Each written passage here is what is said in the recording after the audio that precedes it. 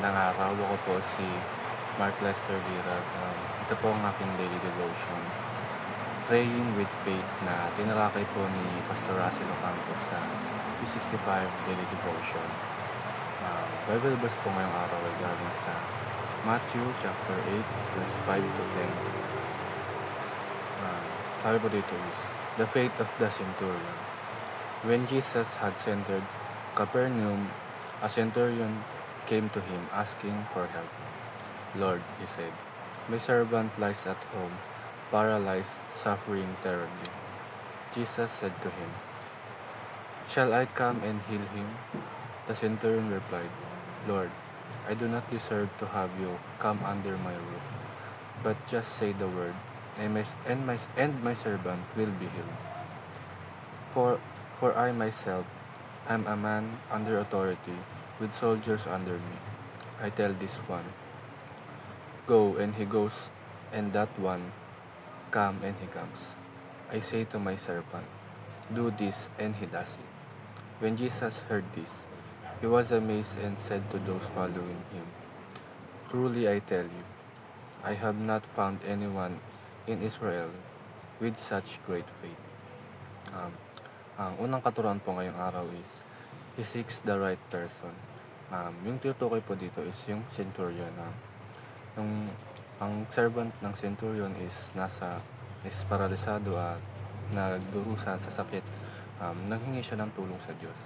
At ito yung right person na hinanap ng centurion.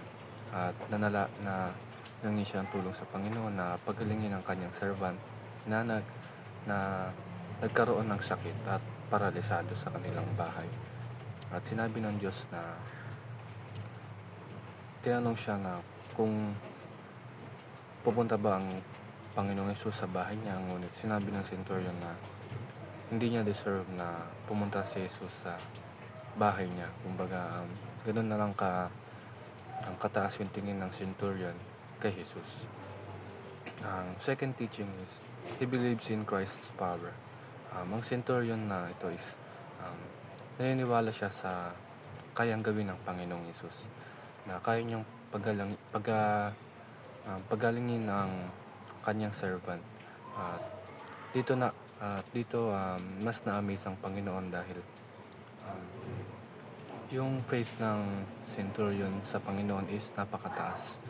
At tayo mga taga-sunod ng Panginoon is kailangan din natin bumilib sa kayang gawin ng Panginoon, kayang gawin ng Panginoon sa ating buhay. And last teaching is, he causes Jesus to marvel at his faith. Ang pananampalataya ng centurion nito is nag-meet siya ng pagkamangha ng Panginoon sa pananampalataya ng centurion sa Panginoon. At sinabi ng centurion sa mga alagad is di pa nakakahanap ang Panginoong Hesus sa Israel na ganito kataas na faith sa kanya. Nabilib ang Panginoong Hesus dito dahil yung centurion is napakataas ng pananalig sa Diyos at naniniwala talaga siya sa kayang gawin ng Panginoon. Yun lamang po.